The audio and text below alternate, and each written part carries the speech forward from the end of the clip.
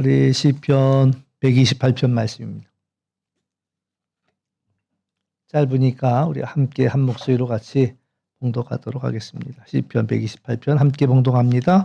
여호와를 경외하며 그의 길을 걷는 자마다 복이 있도다.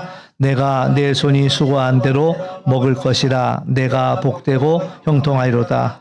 내 집 안방에 있는 내 아내는 결실한 포도나무 같으며 내 식탁에 둘러앉은 자식들은 어린 감람나무 같으리로다. 여호와를 경외하는 자는 이같이 복을 얻으리로다. 여호와께서 시온에서 내게 복을 주실지어다. 너는 평생에 예루살렘의 번영을 보며 내 자식의 자식을 볼지어다. 이스라엘에게 평강이 있을지로다. 아멘. 오늘 말씀도 우리가 그동안 살펴본 것처럼 성전에 올라가는 노래입니다. 또 순례자의 노래, 성전을 향하는 순례자의 노래 9번째가 해당이 되는데요. 오늘 제목은 복 있는 사람이라고 제목 붙였습니다. 우리가 이제 복 있는 사람은 그러면은 시편 1편이 생각납니다만은 또 오늘 이 순례자들에게 있어서 또 성전에 올라가는 자들에게 있어서 복 있는 자는 누구냐라고 얘기할 때 여호와를 경외하고 그의 길을 걷는 자가 복이 있다라고 말씀합니다.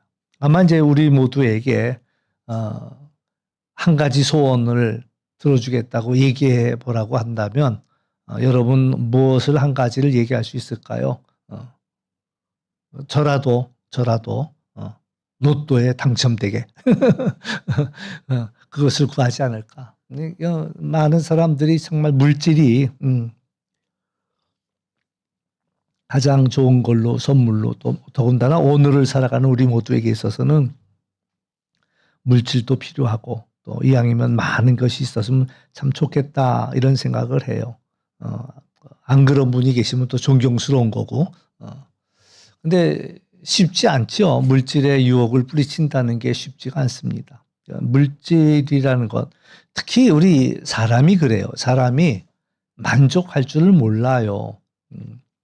짐승들은 먹을 만큼 먹으면은 더 안 먹는다고 그러더라고요. 심히 많이 먹어서 문제가 되는 그런 짐승들은 거의 없대요. 아마 뱀이 자기 덩치만한 것들만 큰 것들을 먹어갖고 좀 문제가 되지 않을까. 뭐 그것도 먹고서 가만히 있고 그 사나운 사자도 배가 부르면 더 이상 사냥을 하지 않는다. 뭐 이런 얘기가 있더라고요. 뭐 어디까지가 사실인지 모르지만은. 근데 사람은 배부른데도 먹어. 그냥 배부른데도 끊임없이 먹고 더 먹고. 가장 큰 죄악이 로마 시대 때는 먹고 토해내고 이제 더 먹고 싶으니까 먹은 걸 또 토해내고 또 가서 또 먹고 그리고 또 이제 더 먹으려고 또 토해내고 뭐 이제 이런 일들도 있었다. 그러니까 사람은 만족할 줄 모르고 물질이 우리에게 주어진다고 할 때도 우리에게도 그 물질이 만족함이 없다고요. 끝이 없죠. 더 갖고 싶은 거예요.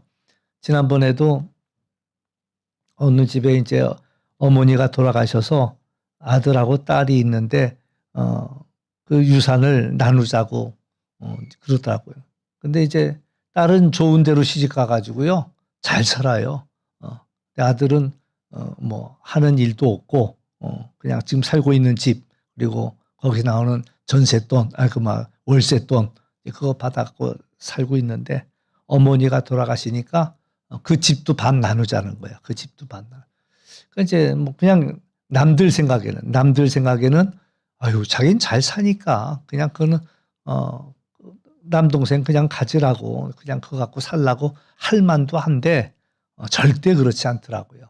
이 유산을 반 쪼개줄 때까지는 내가 집에 안 가고 나 여기서 있겠다고. 그리고 그냥 어머니 쓰던 방 차지하고 앉아갖고 내놔. 그래서 참 그때도 이해는 안 가. 남의 일이니까. 근데 이제 내 일이다 싶으면은 그럴 수도 있겠다. 이런 생각이 이제 드는 거죠.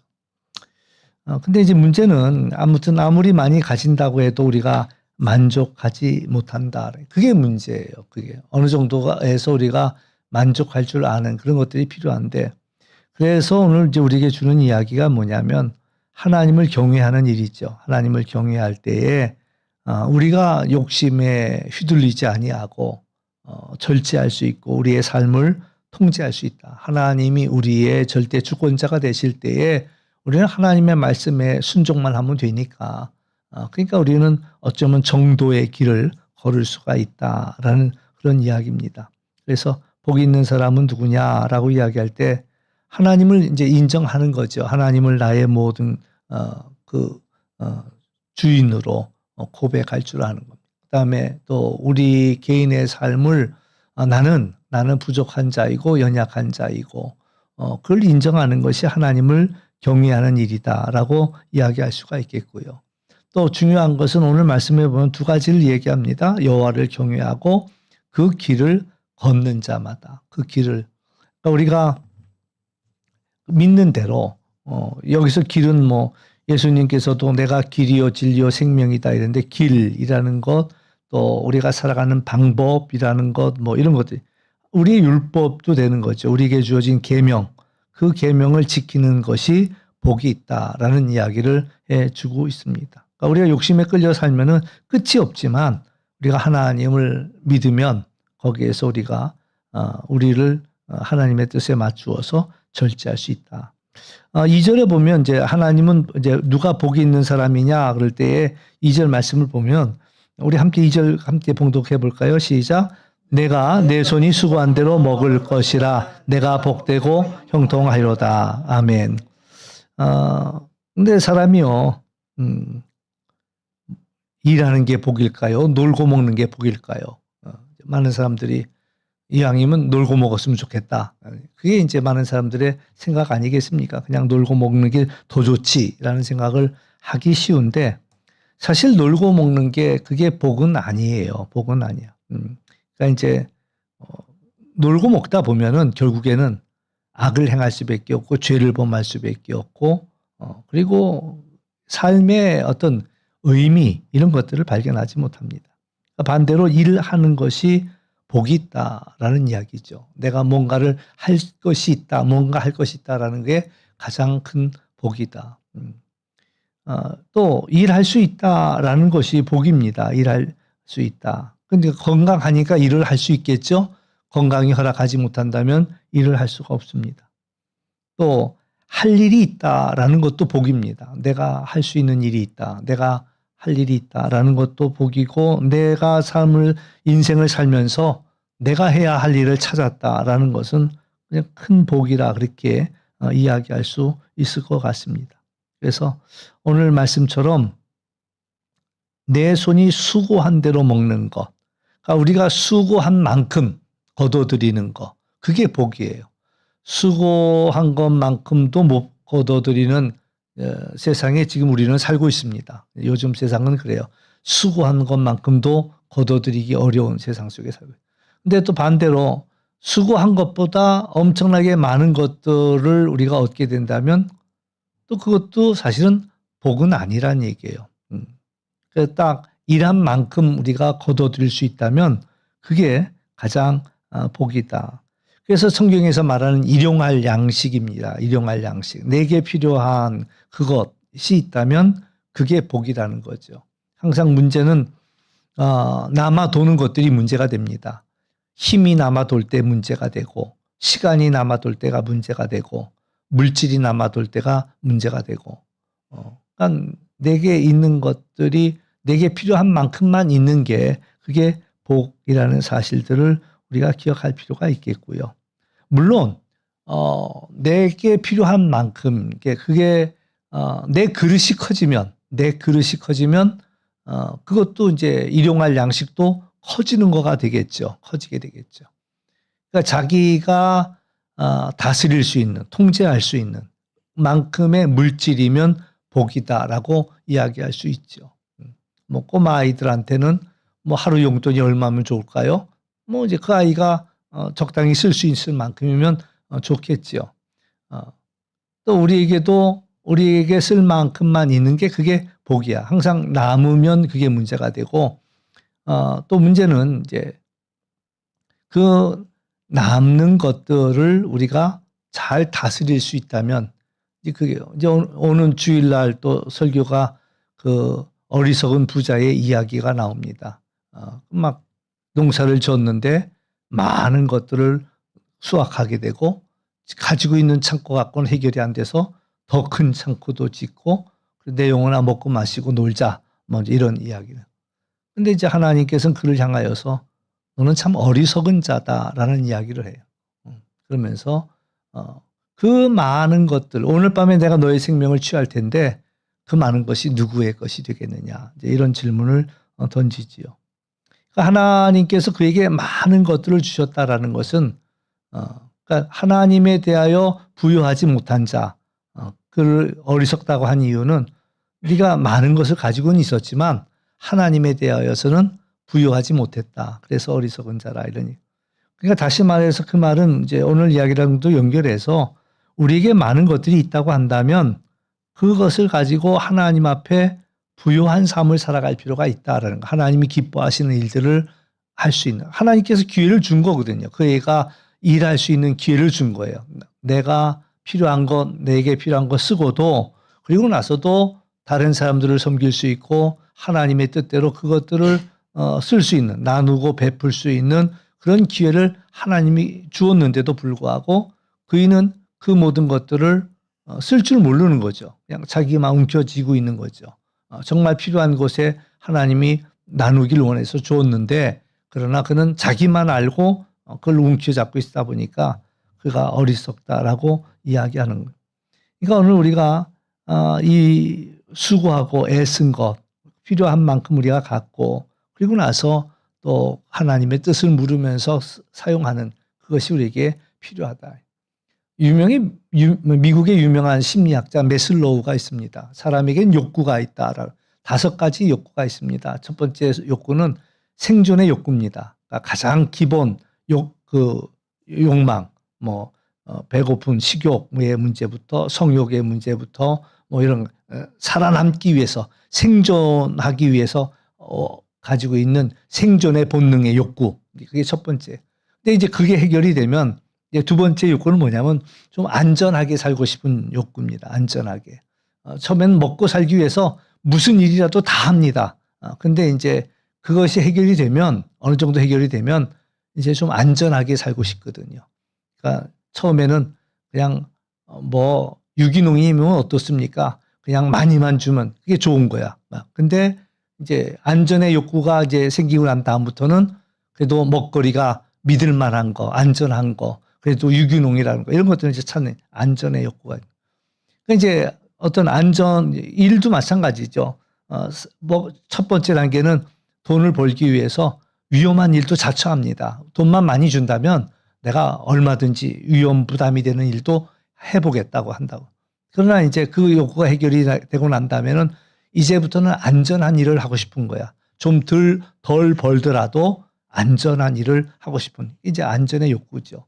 그런데 이제 이 안전의 욕구가 이제 충족이 되면 그 다음에 이제 원하는 욕구는 이제 소속의 욕구입니다. 소속의. 그러니까 자기가 어느 그룹에 들어가는 것들을 좋아합니다. 그래서 예를 들어서 직장도 작은 직장보다는 좀 큰 직장에 유명한 직장에 들어가서 내가 이래봬도 그 직장 다녀 이런 거예요.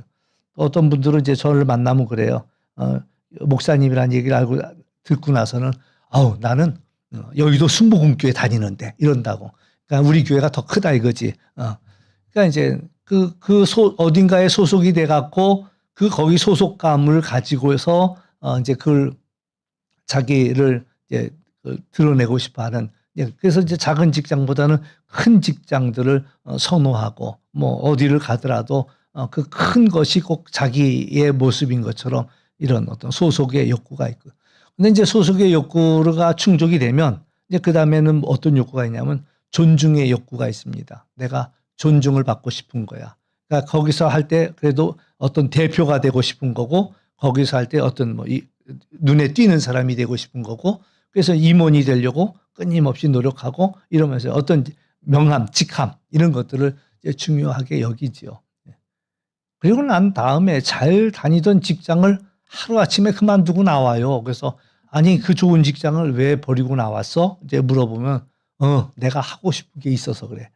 그러니까 자아 실현의 욕구입니다. 자아 실현. 자기의 꿈을 이루고 싶은 자아 실현의 욕구. 그러니까 이제 생존의 욕구, 안전의 욕구, 소속의 욕구, 존중의 욕구, 그리고 마지막에는 자아 실현의 욕구. 그래서 이제 내가 하고 싶은 일이 있어서 멀쩡히 잘 다니던 직장도 다 내던지고 그리고 나서는 자기가 하고 싶은 일로 이제 빠져드는 거죠.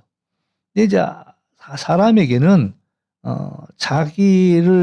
자기가 할 수 있는 그 일들을 통해서 자기를 드러내고 싶은, 하나님께서 우리에게 자기 손으로 수고해서 먹는 그것이 복되다라고 우리에게 말씀해 주고 있다라는 그런 이야기죠.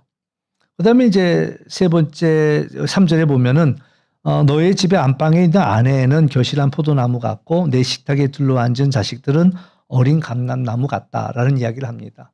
그러니까 포도나무가 의미하는 바는 어떤 풍성한 열매 이런 것들도 있지만, 한마디로 압축한다면 이제 포도는 기쁨을 준다. 그러니까 내 아내는 너에게 기쁨을 줄 것이고, 또 내 식탁에 둘러앉은 자식들은 어린 감람나무 같다. 감람나무의 특징이 있더라고요.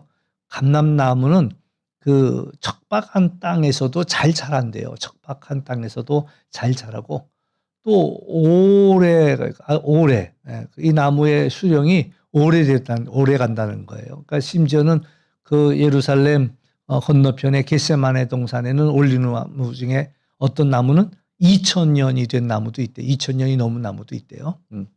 그러니까 누가 이제 그런 얘기해. 그 나무는 예수님이 기도하는 거 봤을 거다. 예수님이 기도하는 걸 봤을 거다. 그 오랜 나무. 그러니까 이 나무가 척박한 땅에서도 잘 뻗어나가고 뿐만 아니라 오래도록, 그리고 이제 생필품을 이 올리브 나무에서 올리브 기름이라든 것 이런 것들을 얻어내기 때문에, 또 이제 우리나라에서는 그렇더라고요. 그 제주도에서는 귤 나무가 이제 자식들에게 그 평생 낳으면서 대학교 가고 이럴 때까지 이 귤이 맺혀지면서 그 아이에게 필요한 모든 것들이 귤나무가 다 채워준다고 그러더라고요. 근데 이 이스라엘에서는 그 역할을 감람나무, 이 올리브 나무가 한다는 거죠. 그래서 그만큼 그러니까 이제 너의 자녀는, 어린 자녀들은 어린 감람나무와도 같다. 이런 축복을, 여호와를 경외하고 그 길을 걸을 때에 하나님께서 주시는 축복이 아내로부터 기쁨을, 또 이 자식들을 통해서 이런 풍성한 그런 축복을 하나님께서 주신다라는 이야기를 하고 있고요.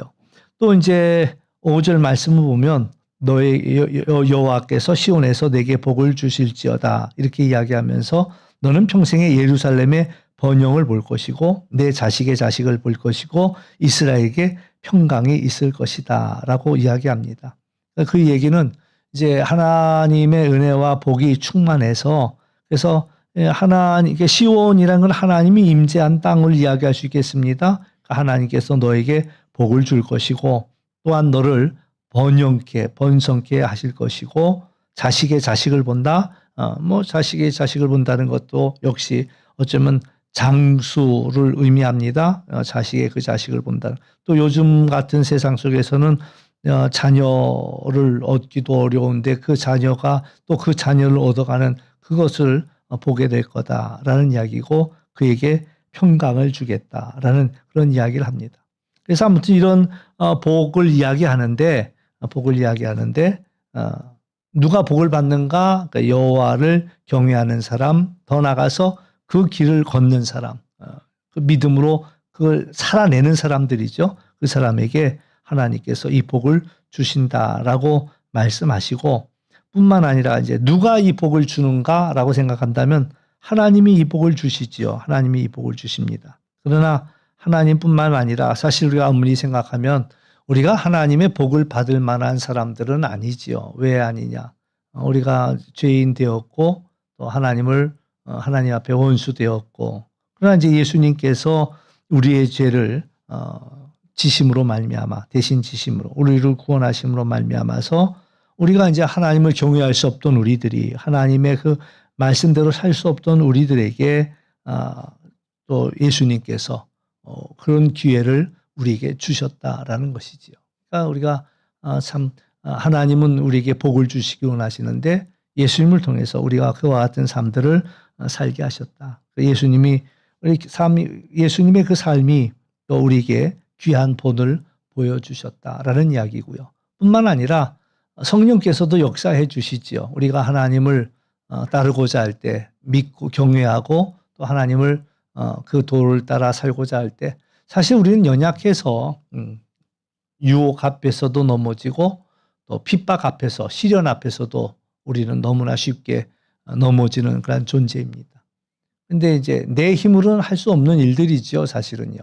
내 힘으로 할 수 없는 그 일들을 성령께서 우리를 도우신다라는 사실입니다. 우리가 연약하지만 그것을 감당할 수 있는 힘을 성령이 주신다. 우리가 기도해야 할 부분들입니다. 성령께서 내게 힘 주셔서 잘 감당하게 해달라. 지난 주일날도 진지하게 제가 새벽기도 한번 다시 시작해 보시지요. 이렇게 얘기했더니 또 두 분이 응답하셔서, 물론 더 많은 분들이 응답하셨겠죠. 내 눈에 안 보이는 것 뿐이지. 근데 또 우리 교회 새벽에 두 분이 이제 더 오기 시작했더라고요. 근데 이렇게 지켜보면 힘들 텐데, 아유, 어려울 텐데. 제 또 한 마음은 그냥 주무세요 했으면 제일 좋겠는데, 그러나 이제 우리가 하나님의 뜻대로 살려고 한다면 우리의 삶의 그런 패턴을 바꿔서라도 새벽을 기도를 중요하게, 우리가 이제 지난주에 기도에 대한 말씀들을 나누었습니다만은 그 기도의 소중함을 알고 기도의 복을 알고. 근데 사실 힘들단 말이에요. 쉽지 않아요. 우리의 삶이 완전히 바뀌고 삶의 패턴이 바뀌고 또 그것이 우리 몸에 습관이 되기까지는 정말 쉽지 않아요. 그럴 때에 이제 성령께 우리가 간구하는 거죠. 성령께서 나를 도와주셔서 내가 이걸 잘 감당할 수 있도록 해 주십시오. 내가 믿음을 지킬 수 있도록 하나님 도와주십시오. 원수를 사랑하라고 했는데 하나님, 내가 사랑할 힘이 없습니다. 내가 사랑하고자 해도 사랑할 수 있는 힘이 없습니다. 하나님, 성령께서 내게 원수도 사랑할 수 있는 그 마음을 내게 주십시오. 이런 것들이죠. 그래서 우리가 할 수 없는 그 일들이지만 하나님께서 우리에게 그것을 원하시고 또 예수님께서 우리에게 그 본을 순종하는 본을 보여주셨고 또 성령께서 우리에게 순종할 힘을 주시기에 정말 마지못해, 그러니까 이제 베드로가 밤새 물고기를 잡다가 잡지 못하고 그물을 걷어들이는데 예수님께서 다가오셔서 한 번 더 그물 내리지. 그랬을 때 베드로의 마음속에 얼마나 많은 갈등이 있었겠어요. 빨리 이거 다 걷어들이고 들어가서 쉬고 싶은데 밤새도록 헛수고했는데, 그런데 이제 베드로가 자기 생각을 바꾸지요. 내가 밤이 맞도록 수고하였지만 주의 말씀 의지해서 한 번 더 내가 그물 내리겠습니다. 그 마음이 이제 성령께서 주시는 마음이죠. 내 몸이 요구하는 건 빨리 쉬고 싶은 건데, 그러나 예수님의 말씀을 듣는 그 순간에 그래, 내 주님의 말씀 한 번 더 의지해서 한 번 더 내리지. 성령께서 우리에게 그런 마음을 주신다는 거예요. 내가 이번에는 참지, 이런 마음도 주시는 거고, 내가 이번에 좀 손해보지, 이런 마음도 주시고, 그러면서도 우리가 하나님의 말씀에 살아갈 수 있는 그 힘을 성령께서 우리에게 주시더라라는 겁니다. 그러니까 사실 우리에게 가장 큰 복이 뭡니까? 그거는 성경에서 처음부터 끝까지 한결같은 이야기는 하나예요. 우리에게 복은 뭐냐? 요즘 사람들이야 뭐 다 돈이라고 이야기하지만 우리 믿는 이들에게는 하나님이 함께 주시는 것이다라는 얘기예요. 저는 이제 그런 생각을 늘 합니다. 우리가 이제 이 요즘 세상은 전기 없이는 살 수 없잖아요. 전기가 없으면은 모든 게 거의 다 스톱되다. 아마 전기가 우리에게서 갑자기 전기가 다 없어졌다 그런다면 우리가 할 수 있는 일이 뭐가 있을까요? 우리 집에 들어가도 모든 게 거의 다 올 스톱 되지 않겠어요? 냉장고도 스톱이 되지, 뭐 TV나 방송이나 이런 거 다 스톱 되지. 그러면 우리가 할 수 있는 게 뭐 몇 가지 없을 거예요. 아마 전기가 다 끊어지면은 우리가 살아남을 방법이 며칠 못 갈 수도 있다. 이런 거예요. 그러니까는 그만큼 전기. 근데 이제 그 전기가 이제 두 종류의 전기가 있죠. 이제 미얀마에 갔더니 전기가 24시간 공급되지는 않아요. 제가 얼마나 멍청했냐면은 잠자면서 핸드폰 충전해 놓으면 되지, 이 생각을 해놓고 꼽아놓고 잤는데 아침에 일어나니까 하나도 충전이 안 돼 있었어. 왜 그럴게요? 밤새 정전이었거든요. 근데 그걸 알면서도, 밤이 되면 정전이라는 걸 알면서도 또 한쪽에는 당연히 꼽아놓고 자면 내일 아침은 충전돼 있을 거라고 생각하는 거야. 물도 냉장고에 다 넣어놓고 잤는데 아침에 일어났더니 하나도 안 차가워. 왜 이렇지? 그랬더니 밤중에 일어나 화장실 가야 되는데 불이 안 켜지는 거예요. 그래가지고 그 호텔에서 말이에요. 더듬더듬 기어갖고 그 화장실 가서 캄캄한 데서 알아서 일 보고 다시 이제 침대로 기어 들어와 자고. 그러니까 이제 미얀마에 갔더니 가장 많은 게 뭐냐면 다 충전기야. 모든 게 다 충전기야. 전기가 들어오는 순간부터 모든 기계를 다 선풍기도 충전기로 충전을 해놓았다가 이제 필요할 때 켜서 쓰고, 뭐 후라시렌 이런 것들도 다 모든 게 다 충전이에요. 다 충전이 돼야 돼. 우리의 삶도 그런 거죠. 어떤 일은 배터리에 의지해서 삶을 살아가는 거예요. 충전돼 있는 만큼만 쓰는 거야. 근데 또 하나는 꺼지지 않는 전기가 나가지 않는 그 플러그에 우리가 전원이 연결되어 있다면 우리는 늘 부족함 없이 그 전기를 누릴 수 있다라는, 우리가 하나님과 연결된 삶이 그와 같다라는 겁니다. 저는 그 생각을 해요. 항상 하나님의 그 무한한 능력의 저수지에서 우리 옛날에 김옥영 권사님이 맨날 와서 했던 얘기가 있어. 목사님, 내가 시집 올 때, 우리 동성교회 시집 올 때만 해가지고 개천에 나가서 물 떠오고 거기서 빨래하고 다 했다는 거, 그 얘기 하시더라고요. 근데 요즘 세상 얼마나 좋아졌어요? 개천에 나가서 빨래. 이은영 목사님도 여기 개천에 나가서 빨래한 일은 없죠? 여기 오래 사셨어도. 그러니. 근데 김옥영 권사님은 이제 오래 사시다 보니까 다 거기서 빨래 다 했다고 그러더라고. 요즘 얼마나 좋아져요? 싱크대 앞에서 탁 틀기만 하면 물이 그냥 바로 다 나오잖아요. 물만 나와. 뜨거운 물도 나와. 따신 물도 나와. 탁 틀기만 하면. 근데 옛날에는 그게 아니라 물을 다 거기서 길어다가 집으로 가져가서 쓰고 이랬는. 그러니까 하나님의 그 무한한 능력이 우리 집에서 수도꼭지만 열기만 해도 그게 다 공급이 되는, 그게 뭐예요? 하나님과 연결된 삶이죠. 잇대어지는 삶이다라는 것이고요. 하나님께서, 우리 이제 하나님을 잘 제대로 믿는 사람들은 사실 걱정하지는 않죠. 왜 걱정하지 않느냐? 하나님이 이 모든 일들을 하실 것이다라는 것을 믿기 때문에 아무리 어려워 보여도 하나님이 이 일들을 이루실 것이야라는 믿음이 있단 말이죠. 그러니까 불안해하지 않고 낙심하지 않습니다. 하나님은 우리의 욕심을 채워주는 분은 아니에요. 우리의 욕심을 채워주는 분은. 그렇지만 우리에게 필요한 것들은 어떤 모양으로든 하나님이 우리에게 허락해 주시더라. 그러니까 우리의 욕심을 이루고자 하나님 앞에 매달린, 그거는 사실 우상숭배죠. 그러나 우리에게 필요한 것을 하나님이 아시고 우리의 모든 것들을 공급해 주신다. 그리고 그것에 대해서 의심하지 않고 있는, 그것이 바로 믿음이다라는 거예요. 그런 의미에서 하나님이 세상 끝날까지 우리와 항상 함께 하시겠다 한 것이 바로 복이라는 이야기죠. 우리가 가장 큰 복은 하나님이 우리와 함께 하시는 것이다. 예수님이 이 땅에 오실 때도 임마누엘,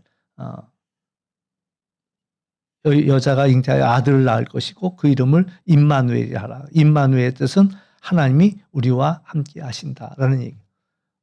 다윗도 그 고백했습니다. 내가 사망의 음침한 골짜기를 다니지만 해받을 것을 두려워하지 않는 것은 하나님이 나와 함께 하심이라. 예수님이 부활 승천하시면서 제자들에게 주셨던 말씀도 세상 끝날까지 내가 너희와 항상 함께 있겠다. 그러니까 하나님이 우리와 늘 함께 하신다라는 그것이야말로 우리가 얻는 가장 큰 복이죠. 그런데 하나님께서 어떠한 상황 속에서도 우리를 지켜주신다라는 이야기고요. 또 우리에게 필요한 것들을 채워주신다. 그렇잖아요. 우리의 엄마들이 아이들이 필요로 한 모든 것들을 다 채워주듯이, 그러니까 엄마만 있으면 아이는 걱정할 게 없는 거예요. 왜 고아가 불쌍하냐? 그런 엄마가 없기 때문에 불쌍한 거예요. 하나님께서 그래서 그들의 하나님이 되어주신다라는 그런 이야기예요.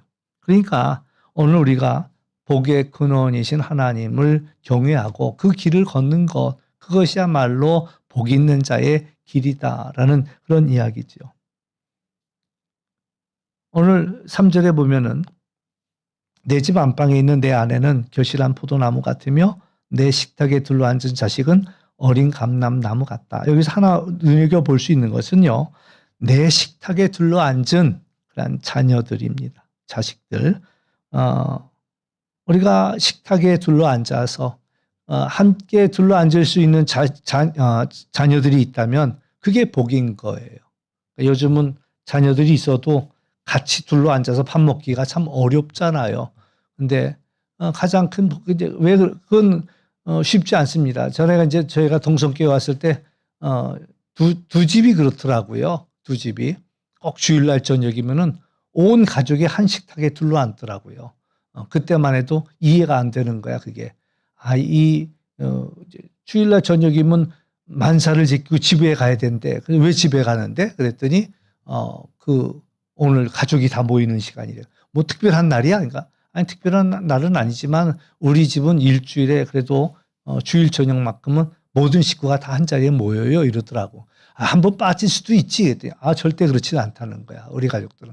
그게 이제 제가 동성교회 처음에 왔을 때, 30년 전에 처음에 왔을 때 일이었는데, 그 30년이 지난 지금도 그 가족들이 다 한 자리에 모이더라고요. 그 굉장히 대단한 거예요.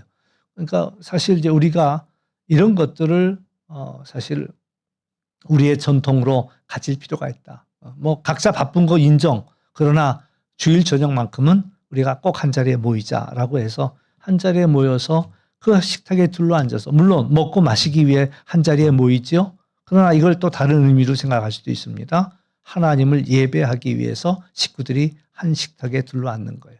그러니까 부모님의 말씀에 순종하고 여러 가지 만 가지 일들이 바쁜 일들이 있지만 그럼에도 불구하고 부모의 말에 순종해서 한 자리에 모여서 함께 예배한다. 저는 이제 누누이 하는 이야기지만 우리 올해 표입니다. 철이 철을 날카롭게 하듯이 사람이 친구의 얼굴을 빛나게 한다. 항상 우리 자신을 돌아보았으면 좋겠다라는 얘기예요. 나는 우리 가족들의 얼굴을 빛나게 해주는가라는 거죠. 내가 내 가족들의 얼굴을 빛나게 해주는가.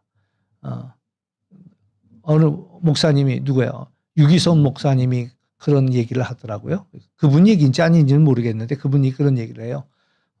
예배 드릴 때면 집에서 가정 예배 드릴 때는 아버지가 회초리를 옆에다 갖다 놓고 드렸대요.